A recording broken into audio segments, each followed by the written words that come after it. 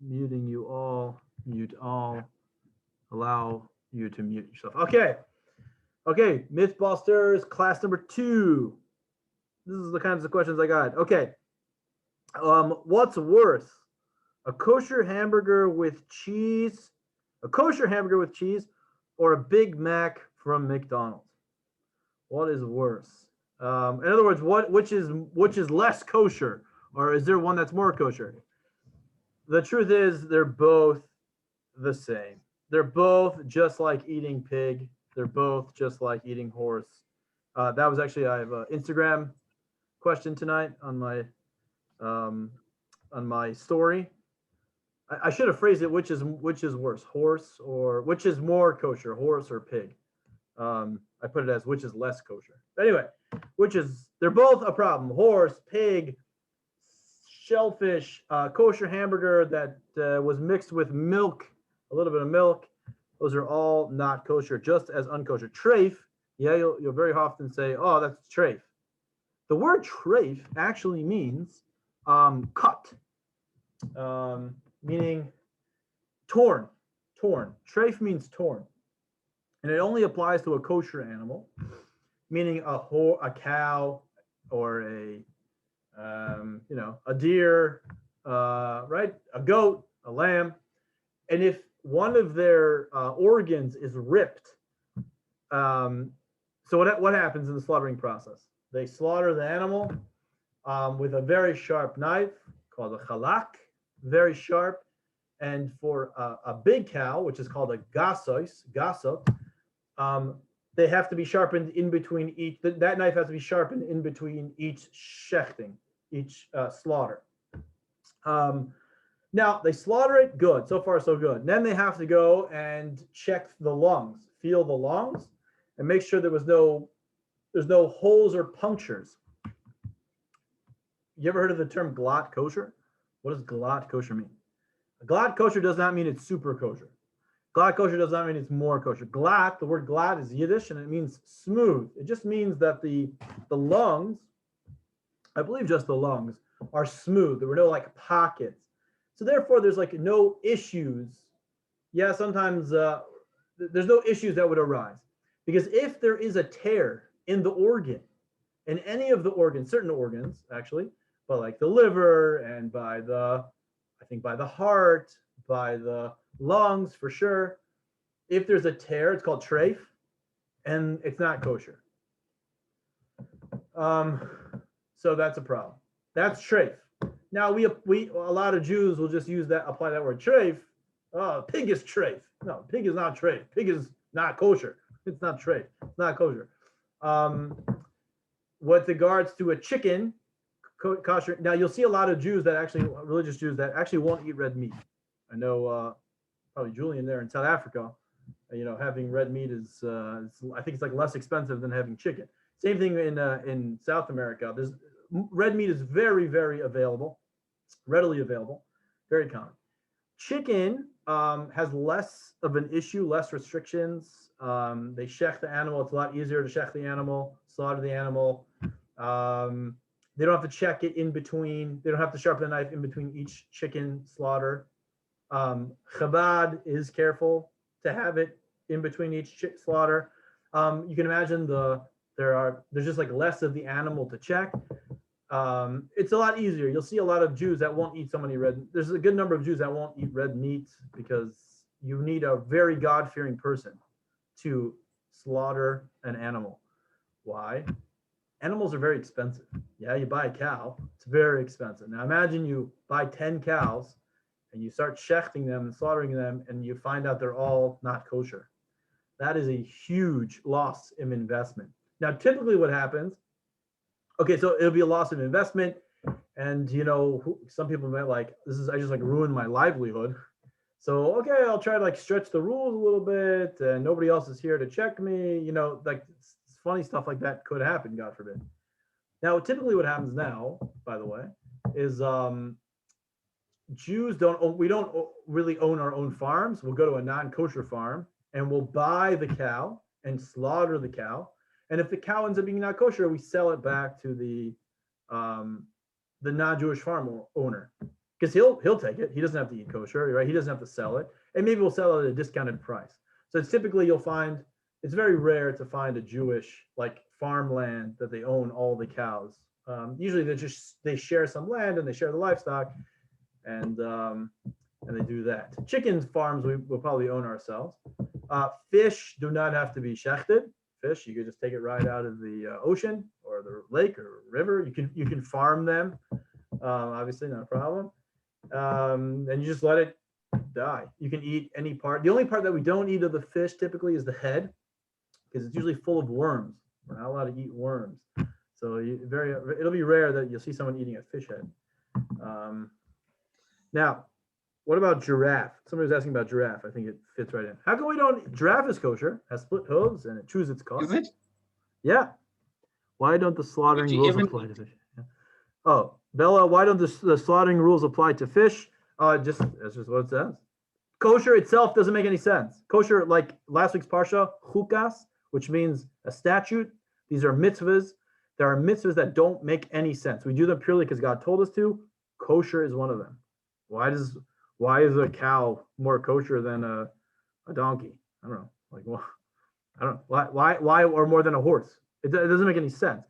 Aren't there levels so like the kashrut, like becomes more kosher the more it's, I guess the rules are followed in making it kosher? No, I mean, once animals are, we tend to only eat domesticated animals. We only eat domesticated animals, really. You can find some similar commonalities amongst them, but there's nothing. We can only have fish that have fins and scales. All fish that have scales have fins, by the way, right? Is that what it is? That's what the Gemara said. Yeah, why is that? And then I don't know why. So even the process of killing the animal, I don't know. It's not there's no logic to it. There's something called tsar bali chayim. You're not allowed to give pain to an animal. So the knife does have to be very, very sharp, but the knife doesn't have to be sharp because of tsar, because of pain. The knife has to be sharp because when there's laws of shechting the animal, slaughtering the animal, it has to be done in one shot. If you hesitate for any moment, then it's not kosher. That's just the rules of the game. So fish don't have that. Fish just don't have. I guess they don't have tsar. I guess they don't feel pain when you take them out and they, so to speak, suffocate. I guess. It sounds terrible, but perhaps they don't feel any pain. I'm assuming that's the case. It's safer to eat fish than it is. And I always suggest, if you're on your journey and you want to eat kosher, may I make a suggestion? I'll make a suggestion. It's not all or nothing in Judaism. Judaism is a journey. It's a relationship with God. And just like in any relationship, you build slowly. And okay, there might be some passion in the beginning, but for the most part, you got to be cool and collected and don't burn out. So in Judaism, I would suggest, like, if you go to a restaurant, stop having a cheeseburger. If you're going to have a hamburger, just have a hamburger. If you're already at the point where I want to give up hamburgers at a non-kosher restaurant, I'm saying a non-kosher restaurant, maybe order a chicken sandwich instead. The chicken sandwich is a little bit better, perhaps. If you're already doing chicken, move it on to vegetarian. But I don't think you should go all or nothing. That's my own opinion, and I think that works. Slowly move towards the right way of doing it. So fish is always a good thing to go for. Fish, it has to have fins and scales, right? So like salmon, trout, flounder, sole, whitefish, pike. These tend to be, so no catfish, no swordfish, no shark. I'm not going to say whale because they're a mammal, right? Okay, going to a giraffe. A giraffe has split hooves and chews its own cud. So the question is, so the biggest myth is, we don't know where to shecht it, slaughter it on its neck. The opposite. The neck is so large, you can actually shecht it. That's an interesting one, eh? Yeah, you can almost shecht it anywhere you want. The problem, why don't we have giraffe? Just like you don't see non-kosher Jews eating giraffe. It's just not commercialized. First of all, I don't know how you're going to get it. and it's probably rare and it's protected. So we don't eat giraffe just like anybody else just like anybody else doesn't have giraffe. I have had bison personally. I've had bison in buffalo. I'm sure in South Africa you get it all the time. I actually got it ordered from South Africa. In America, we don't really do it. We don't. Cow tastes better. I'm not in South Africa, by the way. Oh, you're not? I was born in South Africa. I'm in Australia. Oh, sure. Okay, fine. Okay, so fine. In South Africa, then that's where I got that stuff from. Okay, let's move on. This is another question I got. If you have any more questions, by the way, you can unmute yourself and just speak to me. What if someone kills themselves? If they, God forbid, they commit suicide, can they be buried in a Jewish cemetery? That's a good question. According to Jewish law, if a person commits suicide, God forbid, they're not allowed to be buried in a Jewish cemetery. However, unless they were, they had mental health issues, meaning they weren't in a right state of mind when they did it. Therefore, it's considered as if they lost control of themselves and they died accidentally. Question. Yeah. Wouldn't that be most people that directly kill themselves are dealing with mental health issues? Yes, so exactly. So nowadays, for the last actually few hundred years, the Jewish communities have decided that people nowadays kill themselves because of mental health issues, meaning they're not trying to really take their lives. They're not doing it to be upset at God, or they're not doing it as like a mitzvah or to go against mitzvahs or anything like that, or make a declaration of any sort, meaning like against God. They're doing it because they have some mental health issue that they have, and therefore they're considered like someone who loses control of himself, and therefore they're buried in a Jewish cemetery. That's across the board. That's how it is nowadays. So very good question, whoever asked that. Do women shave their head? Okay, well, where does that come from? Okay, for the most part, no, women don't shave their head. Women women have their hair is very holy. And so they wear wigs. We wear what's called shaitels, by the way. It makes them look, as my wife would say, one of the best parts of getting married is that I can put on this beautiful shaitel. I mean, these shaitels cost like $5,000. These wigs are very expensive. They're not like some wig you get at a party store. These are real hair, and you'll see. Anyway, so there are some Jews. A woman's hair is very holy. The hair herself, I think maybe we spoke about it at one point with Parshas Korach. Hair is the idea of Gevurah. Kabbalistically, it's very, very holy. So Jewish women have taken upon themselves since Moses' times to cover their hair when they go out in public. Now, you don't have to look ugly. You can look beautiful. There's no rule that you have to look bad. The opposite, a woman can look beautiful. They cover their hair. Now, anyone besides a husband and like an immediate family member shouldn't look at a woman's hair. And so some sects, some Hasidic Jews, I think really just like Satmar, and I don't even know if it's all of them really that do that. Some of them do trim their hair to be short, so that when they put their sheitel on, or they wear their, what we call a tichel, which is like a rag, no hair, there's no really any way that hair would come out, peek through and whatnot. Most women do not, but a vast majority of women do not cut their hair short like that. Yeah. Is this only for married women? Yes. Oh, I'm sorry. For married women. Yes. Sorry. Good point. Yes. Only for a married woman. Correct. Only for a married woman. So that's where it comes from. Yeah. Is that the general consensus or rule of thumb for women in Judaism, or is it like a certain? I guess if you're going to be more orthodox, you follow this sort of a thing. So. Okay, so like the premise of your question, I'm going to just argue, nothing easy. I'm going to argue the premise of the question. In observant Jews, especially Chabad, let's just say we like to emphasize, there's no such thing as like labels, like conservative, reform, orthodox. That is a made up thing in like the 20th century. There's like there's what Judaism says. I'm not attacking you. I'm actually just making a point. Sorry. Yeah. There's what Judaism says. That's like a law, and then can you do your best to keep up with that law? There's the law and then there's not the law. So the Jewish law is, yes, a woman has to cover her hair. A married woman has to cover her hair across the board. It's not like whether you're more religious or less religious, so to speak. That's a made up term, but Jewish law, it's very clear. A married woman has to cover her hair. Now, if she's on a journey to becoming more observant and she's not ready to cover her hair, there's no, that's between her and God. I mean, that's not, meaning that's not like, people are not going to shame her. At least if people shame her, she shouldn't hang out with those people. That's not a problem. Like most rabbis will say she's on a journey. Like when you're ready, you'll do it. If you want to do it, if you get to it, great. If you don't get to it, it's okay. Don't worry about it. That's with a lot of mitzvahs and a lot of laws. Let's move on over here. Arranged marriages. Okay, that worked out pretty well. Okay, in the Hasidic community, are there arranged marriages? Well, yes and no. How does it work? I actually think the system is fantastic. The way it works is, first of all, you go to a matchmaker. Yeah, you've seen. For most of the people, it's like this. You go to a shadchan to make a shidduch. You go to a matchmaker. What's a matchmaker? All she is, or he, actually, all they are is someone who knows a lot of people. They just know a lot of people. So like when I wanted to get married, I went to Shandel and whoever else.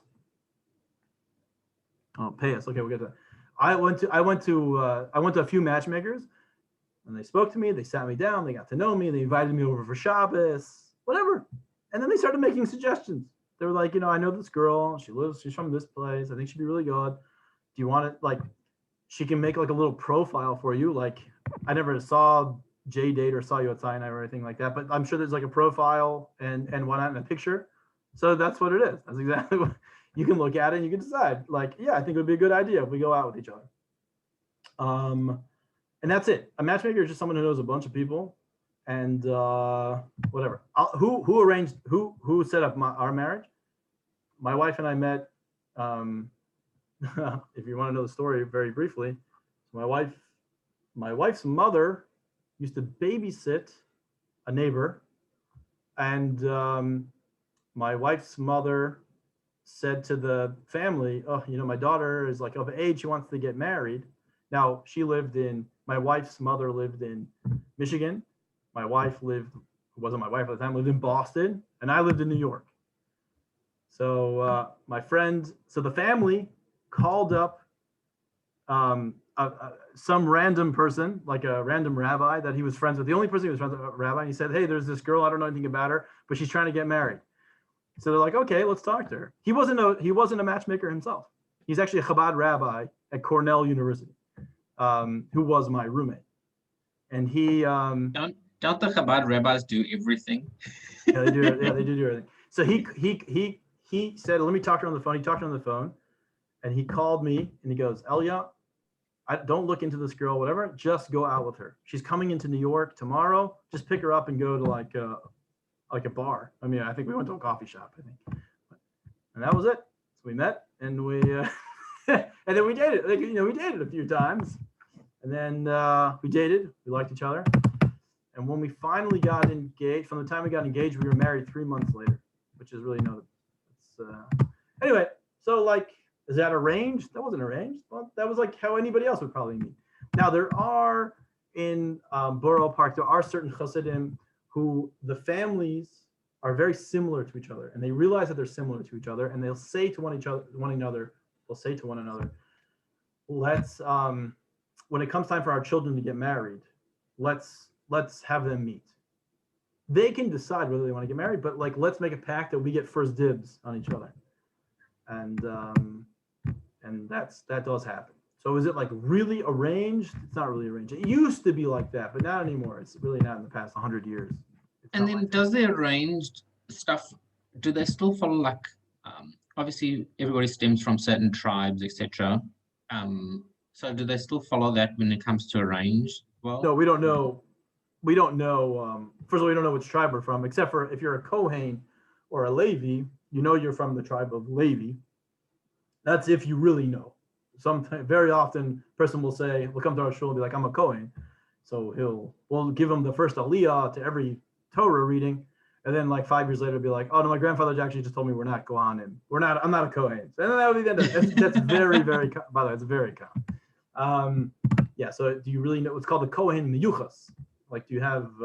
Can you trace it back? Can you trace it back to where most Jews come from? The tribe of Yehuda. Just by the way, King David and King Solomon had a lot of wives and they had a lot of kids, it's pretty much you can safely assume that you're probably from the tribe of Yehuda. It's like a pretty good chance you got that in there. Now there are, yeah, sorry. Sorry to interrupt. Yeah. But is it still common, or is it a common thing for in the shidduch, like matchmaking process, that if you really like each other, you're going to continue on dating or even lead to marriage, that you look into genetics or you look at those backgrounds to think about your future kin and if they'll, have, I guess, better chances at surviving or not? Yes. That's a new concept. Yeah. Okay. So nowadays, that's a great point. I totally forgot about that. There's something called Dor Yesharim, which what you do is you get a blood test, and in Ashkenazi Jewry, there's a lot of like genetic diseases, that are common. One of which is like Tay-Sachs and SIDS, or certain types of, I don't know, I shouldn't say SIDS. Tay-Sachs is one of them. You can test genetically for it. So what happens is, before you get married, if you decide that you want to date this person, before you go on any date, you have a number, and you call a hotline, and that person calls the hotline also, and they'll do a quick test and get back to you within like an hour, and they'll say whether it's a good idea to proceed or not. They won't tell you what you're a carrier for. They won't tell you what the other person's a carrier for. It all goes by number. They don't know names. There are no names connected to the blood test. It's just numbers, and you're the only one that knows your number. Well, I guess you know your spouse. You'll know the girl you're going to date, because you actually have to say her number also, and then she has to say your number when she calls, right? So that it's like checking each other's work, so to speak. But like, I'm not going to write her number down to remember her number. But it doesn't matter, because you don't know who's a carrier and who's not a carrier. So yes, we do that, and sometimes it does come back, and they'll say, I think there's an issue and we shouldn't proceed. And then you can make a decision on your own whether you want to do that or not. Yes, so we do that. That's interesting that you said that. I totally forgot about that. That's a new thing, and that was started by a rabbi who lost 4 kids to Tay-Sachs, and he said, "This is ridiculous, because we can genetically test. We can test the parents whether they're carriers or not." And then now they test for like some 300 genetic diseases or something like that when you do it. Okay. Do you think that will change as like science can like genetically go in and alter like I don't know if that's for sure like much of a tangent conversation, but would that stop that kind of like, so now you can date anyone, it doesn't matter if you're a match for Tay-Sachs or anything like that, because if you do have children and they are positive, then you could change like the genome sequence, and that'd be great. Yeah, I mean, sure. Hopefully we could get this designer babies. Yeah, like Gattaca, like the movie Gattaca. I love that concept. Yeah, Gattaca. You'll have genetic discrimination and stuff like that. Yeah, yeah, you probably could. I mean, it's up to you whether you want to proceed or not. It's up to both families if they want to proceed. The company doesn't tell you whether you can't. They don't even know who you are. If you tell them their name by accident, they flip out. I think I did by accident one time, because I had to date. We dated multiple people before I found her. And they were like, "How dare you?" I mean, it was pretty bad. I think she forgot me. Okay, moving on, just real quick. Jeremy asked, "What about payas? Is that halacha?" No. Yes, payas. What are payas? Payas just means men. We're not allowed to cut this part of our hair, according to the Torah. You can't cut the sides of your hair, and we believe it's this part, and it has to be long enough that you can fold it. That's a tradition from Moses. Moses told us at Mount Sinai. I forgot the pasuk. All you have to do is just grow it. This is for men. All you have to do is just grow it, and it has to grow to this bone over here. You probably can't see I'm a hairy guy because I got a beard and everything, but over here there's a bone. If you touch over here, you'll feel you guys have a bone. It just has to grow to there. Now, why do some Hasidim have it curled? I forgot. There's a pasuk. It has to do with beautifying mitzvahs. You don't have to do that. That's a custom. Chabad does not have that custom, so we don't do that. Simple answer like that. What is it for though? Like, Payas? It doesn't make it's one of these that don't. Well, no, it's a chok. It doesn't make sense. It's like kosher. We don't know the reason for it. Now it does distinct us from non-Jews, which is a mitzvah. You shouldn't be. As we'll get to in the Jewish law class, we'll lead further on. And I know I learned with some other people here about that. That it says things like, you have to dress distinctive from non-Jews, which means if the non-Jewish nations dress a certain way, like they are all going to agree to wear blue. The example it gives, if you're going to wear blue strings for your shoe, okay, you shouldn't wear blue. You should wear black or white, whatever. You shouldn't wear blue. You should be a little bit distinctive. Now, wearing payas is pretty distinctive. I'll tell you a funny story. I was in Poland, and I was there for Shabbos. I was in Warsaw. Not much going on over there. But anyway, there was these two Hasidic Jews. When I say Hasidic, like what you think of Hasidic Jews, like in Borough Park with the white socks. I mean, they had the strimal, like the furry hats, and they wore black and white, and they had a vest, and they had a very long coat and curly payas, and they had buckled shoes like from the 1700s, like when you see a picture of George Washington. You know what I'm talking about? We're talking about like the real Jews. And I remember them. They said to me, we're going to go for a walk outside, but we're going to leave our strimals here because we don't want to stick out. I was thinking to myself, that strimal has nothing. But what about the rest of you? Like there's nothing so distinct. I just remember like they didn't understand why I was laughing and chuckling. Anyway, there's another question over here from Neil. Some Jews are so much against interfaith marriage, others are okay with it. What is the current deal on interfaith marriage? What congregations welcome interfaith couples? So, I mean, it's kind of a personal question, and it's not a black and white answer. But Jews should marry Jews. There's no doubt about that. Jewish. How are you Jewish? You're Jewish determined by the mother. That's how you're Jewish.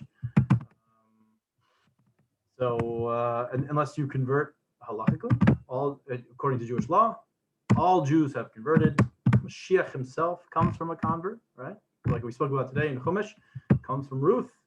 Ruth was a convert, a Moabite, who came from Balak. Remember, I don't know if you guys were in the Chumash class.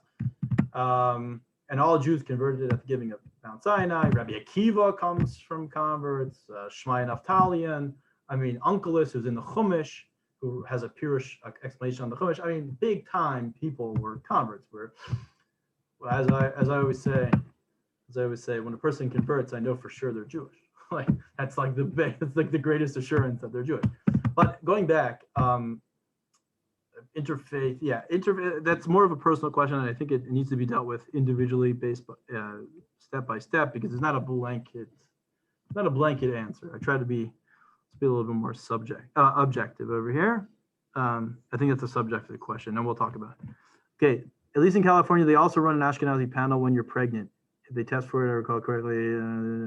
Okay, I don't know about other genetic disorders. Once the woman is already pregnant, I don't know anything about that. Okay, anybody else have any questions? Let me just see. Any more questions came in? Arranged marriages was the last one. Okay, anybody have any questions? I think there were a few in the chat. Yeah, I just looked at those. Yeah. Guys, come on, you got to give me come on, give me some more questions over here. Wait, can a convert marry a rabbi? Can a convert marry? Yeah, of course. Why not? Absolutely. Again, there's something about a convert. We know for sure that in this case it's a woman. We know for sure she's Jewish. So that's very like some people you don't know if they're really, just like I told you the story about the Kohen. Oh, I'm a Kohen, but then I find out later in my life I'm not a Kohen. Okay, it happens in Judaism as well. I thought I was Jewish, but it could be that I don't know. I found out I'm not Jewish. But a convert, for sure, is Jewish as long as they converted according to Jewish law. So, yeah. Absolutely. I have a question in regards to that. Why do they make the conversion process so difficult? It's law. I feel like it's so convoluted, and. Well, I guess I understand that there's definitely value behind it, but do you what's your opinion, I guess? Do you actually make it difficult so that people value it, or do you actually allow people that are willing to convert or wanting to convert to actually step to the door and Well, join the community, join the family? Or I think, well, I do think you have to like run its course. So normally, at least here in America, the rabbis will say, if they'll say like, oh, you want to convert, they'll say, okay, first start acting like, start doing stuff. Don't just learn, start keeping Shabbos. Now, you can't keep all of Shabbos, but keep Shabbos. Start trying to keep kosher. Start doing all these things. And let's see, after a year, most of the time, it's like after a year, in between then you're learning, and then you have to go to the Beis Din, and you have to talk to the courts, and you have to have you have to have a sponsor, and you have to live in a community. That's very important. You have to live in a community, a Jewish community, because without a Jewish community, if a person doesn't live in a Jewish community, it just doesn't last. It's very, very difficult, very challenging. In Judaism, it's part of the law. So you have to move, you have to live in a community. You have to have a sponsor. You have to have someone watch you. You have to continue. It's not so much about learning. It's, can you keep up with all this stuff? Are you changing your life for this? Are you cool with keeping Shabbos? Can you really handle that? Can you really keep kosher? Can you really handle that? Can you, all these. So it takes a while. We have to like watch you. It's not like trying to be so difficult, per se. Yeah, there's this thing, we shoo you away the first few times or something. I don't even know if they really do. I don't know how often. Some do that, some don't do that. Most of the time they'll just say start, and it takes a while. That's all. We just want to show your commitment. You have to show your commitment. Are you really committed to this? It's a big deal. Do you think? Yeah. Do you reckon it's worth like knocking on every door? So you've gone to one Beth Din, tried different Beth Din, and then the next Beth. Yeah, you got to stick with one. They're going to find out. They're going to ask you about that. Are you like shopping? Yeah. No. Well, there are like certain ones that are like a little bit less, a little bit easier per se, and they're recognized by all the courts. Like you want to go to one that's recognized. Yeah. If a person converts and they come to get married to a Jewish woman, and if they want to have an Orthodox, rabbi officiate, or even if they want to be recognized in Israel, who the rabbinate, the courts determine who's Jewish and who's not in the land of Israel. You have to prove, and it has to be from an approved court, an approved Beis Din. You don't want to go to like just some regular Joe Schmo court. That's not going to do you any good. It's going to do you more harm. It's not only going to do harm for you, it's going to do harm for your children, because you're going to tell your children that they're Jewish, and then they're going to grow up and they're going to try to marry a Jew. And then if they become more observant and the Orthodox rabbi says, I can't marry you, that's devastating. And that happens. That happens a lot. So you want to go to one that carries authority and carries weight. If that makes any sense. Sorry, I have a question over here.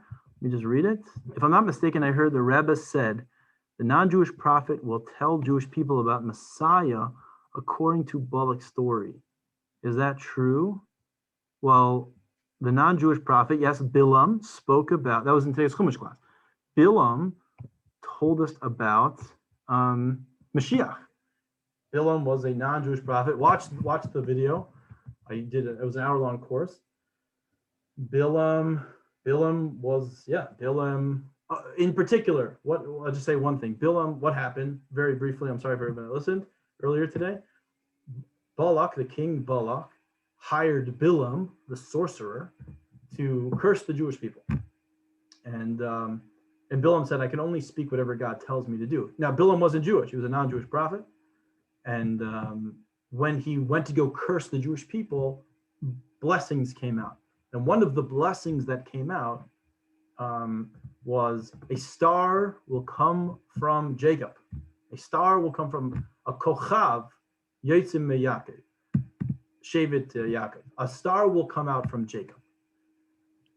The word for star is kochav, which shares the same word as kochba. And the Gemara says this alludes to Bar Kochba. Bar Kochba was a great sage and a general, and he was believed to be Mashiach in his generation. Rabbi Akiva thought he was Mashiach. Bar Kochba ultimately died, passed away, and we knew that he wasn't Mashiach. But from here, the Gemara says, we learn who the qualifications for Mashiach. Who is Mashiach? The Mashiach has to come from the tribe of Yehuda. He has to be a Torah scholar. He has to bring Jews closer to Judaism. All these characteristics that were of Bar Kokhba. And that was one of the prophecies that Bilam said that was directly connected to Mashiach, the Messiah. So yeah, we learn the secrets of Mashiach are revealed to us from Bilam, the non-Jewish prophet. This whole parsha is all about Mashiach. Balak, I'm not going to get into it because I spoke about it earlier, but this whole parsha has to do with Mashiach. Balak gave birth, like I just said, gave birth to Ruth, who ultimately had King David, who Mashiach comes from King David. Bilam, the talking donkey, what does that have to do with Mashiach? If you watch the class. You can watch it on double speed on YouTube, and you'll get more about that. So yeah, I hope that answers your question. Any other questions over here? I don't see any other questions. Anybody have any questions? I think not. Okay. Can a convert marry a rabbi? Yeah. Okay. Anything else, anybody? Feel free. Don't be bashful. It says a bashful person can never learn. That's in this week's Perkios. Yeah. This is a Kabbalistic question on the times of Mashiach, because I guess we're all very interested in that topic. Me too. So it's really interesting that Mashiach would come from the line of a convert woman. And Kabbalistically, is it talked about how whenever I hear that, which I just learned that, I think about how Moshiach is the time of like this transition to a feminine era and like the flipping of the balance of the scales in the world and like revealing godliness and all of these powerful like transformation, like growth factors, like with the world and everybody who's involved and just seeing that connection. And so it's so beautiful, or I don't even know how to pose this question, but it's so beautiful that it would come from the line of a convert, because that's almost like a manifestation of this idea of the revealing of godliness. Because whenever a soul converts to Judaism, it's said that that soul was always Jewish. Yeah. And so that revealing of that soul, like being converted, is such a powerful, beautiful thing. And for Mashiach to come from that is just like, it blows my mind, but at the same time, it's like, that makes so much sense. Because it's, I don't know, it's very, well, I totally agree, but let me say it a little bit even. I think I can bring it even, make it a little stronger. Yeah. Ruth comes from something very interesting. Ruth was a Moabite. Moab means Me'av. I come from my father. We spoke about this, I think, last week. What's the story over here? When remember, if you already heard this, I'm sorry, you can sign up. When Lot was leaving, Lot was the nephew of Abraham. When he was, the angels come to Sodom and Gomorrah, I don't know how to say it in English. Sodom and Gomorrah, yeah, that very evil city. And they said, we're going to destroy the city, but we're going to save you. So what happened? They go, the angels, they come in and they say, you have to leave right now. So they leave and the whole city gets destroyed. There's more to the story. His wife turns into a pillar of salt, right? Whatever. So Lot and his two daughters, they escape. And they go and they live in, they go to a cave. And they brought a little bit of provisions with them. And they thought that the world was being destroyed once again, like in the times of Noah, And so they said to each other, we have to procreate. We're the last one standing. So what did the older sister say? Let's get our father drunk, sleep with him, and have a child. Pretty sick stuff. So they got him drunk, and they had a child. And what did she name her child? Moab. Moab means from my father. She had a child, and she named it. And what brazenness! I mean, how disgusting! She even named her child Moab. Fast forward, who comes from Moab? Balak. And who comes from Balak? Ruth. And who comes from Ruth? King David. And who comes from King David? Mashiach. Mashiach comes from this incestuous relationship. How could that be? I mean, is that like that's a wild, the Torah doesn't, yeah, what? My guess would be to restore that horrible like thing that happened, or is that not close? Okay, so there's two things over here. Kabbalistically speaking, Kabbalistically speaking. There's a famous Gemara, I think I did a post about it. It says God says we should thank him for the good and the bad. How can you thank God for the bad? Because really bad, says in Kabbalah, bad comes from an even higher place than good. Bad events in the world, things which seem negative in our world, actually are rooted higher than what we perceive as good. But because it's such a powerful light, it's such a powerful revelation of good, it has to come in, it has to conceal itself in something negative. Let me give an example. A rock star, who doesn't come through the front door at a concert? The rock star doesn't come through the front door. Because if a rock star came through the front door, he would be mobbed and he would never get to where he needs to go. He has to come through the back door. Things of incredible goodness and light, meaning light is Kabbalah. What is light? Light means revelation of godliness. If you want to have certain revelations of godliness, and revelation, by the way, means Giloi, which is the word in Hebrew, in Kabbalah. Giloi means you're revealing it in a way that someone else can understand it. It's in the language of the recipient. If you want to have a revelation of godliness of such magnitude, it has to enclose itself, it has to go through backdoor channels. Mashiach is such an incredible transformation, it has to go through a back door so that the forces of klipa, the forces of negativity, don't attach itself to it. We spoke a little bit about klipa, and in the Chassidus class, we'll talk about more about klipa, what that is. Klipa means shell. We spoke about it a little bit today, and I'll speak more about it when we learn about Chassidus. So Kabbalistic, that's one thing. According to Kabbalah, great things which are very negative in our life really are rooted in something very high. It's an incredible amount of goodness. It has to enclose itself in something negative. In fact, it says that things which, if something is very low, that means its source is very high. Because the higher something falls, the higher something is, the farther down it will fall. We spoke about that about Korach, and that's a very common conception in Chassidus. So things which are very negative and very low, so to speak, actually are rooted in very, very high. That's why Yitzchak and Isaac, that's why Isaac spent so much time with Esau. Wouldn't he hang out with his good son Jacob? Why did Abraham give so much attention to Ishmael? Because they saw how they were rooted in such lofty heights. They were rooted in the world of Tohu, which is very high. That's number one. And number two, just like you said, that it's the job of a Mashiach is to get to the lowest of the world. Dira petachtonim. What's the point of creation? Dira petachtonim. That God should have a dwelling in the lowest realms. The lowest realms is this physical world, a world which is totally concealed of godliness, and yet there he feels at home. At home meaning just like when you're at home, you kick your shoes off and you put your feet up and you feel most yourself. That's God wants to feel like that in a place like this. So the lowest realms have to be elevated. The lowest realms of the world, even within our physical world, have to reveal godliness.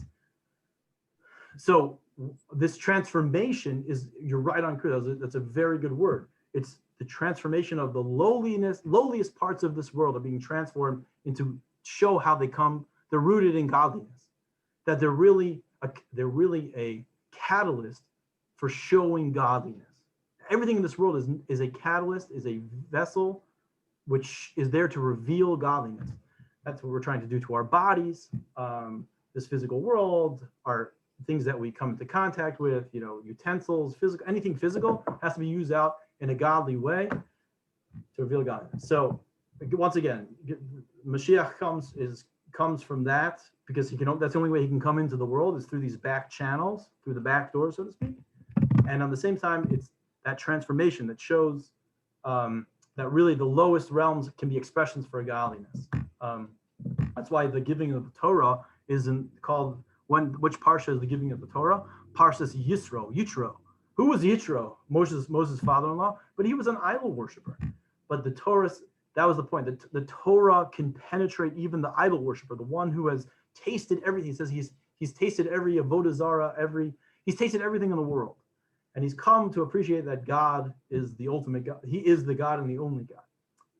so the point is to show you Torah. That's what Torah's job is. Torah's job is to reveal that everything in this world can be a vehicle for showing godliness and is an expression of godliness.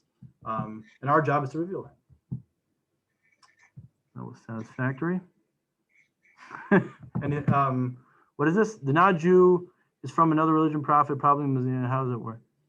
Wait, the non-Jewish is from another religion prophet, like probably Muslim. I don't know the question. I'm sorry. I can't remember the question. Any other questions? Mr. Matthew, you're right. Totally. You're right on key. Anybody have any questions? Anything else? Okay, I'm going to cut you off. Okay. All right. I highly encourage everyone to listen to the Parsha class if you didn't listen to it. I put the most time into it, so please, please listen to it. Anyway, okay. Any other questions? Otherwise, I'm going to end it. Yeah. I have more questions. Yeah. What's your question? Do you think, with being Jewish, are we meant to actually try to help while we're in the diaspora, or should our goal be to try and get to Israel? This is something I constantly question myself, is that, am I meant to be where I am and help, or is my goal trying to point myself towards making Aliyah, getting to Israel as an individual, No, your goal is not to go into Israel. We have to support. You can do a lot more for Israel by being outside of Israel than really you can for being in Israel. If you want to know the blanket, that's the Rebbe's go-to answer. Now, some people should go to Israel to do certain things, but for the most part, you can do a lot more to help Jews in Israel by being outside of Israel. And plus, you have the added benefit of helping the Jews who are not coming into Israel. So it's a double whammy. Yeah, we're not so quick to go to move to Israel. Okay, everybody. Okay, it's a good question. Well, we'll speak. Julian, we'll speak more. Just text me. Very good question, by the way. Yeah. I have a question. Sorry. Yeah, sure. Actually, regarding, well, kind of close to that. When it comes to charity, should we be giving more charity to people like, orphans in Israel, or should we be giving more to like our community here in the United States? Good question. Jewish law spells it out right away. The first person you help is your family, then you help your community, then your city, your state. It moves outwards, and then to Israel.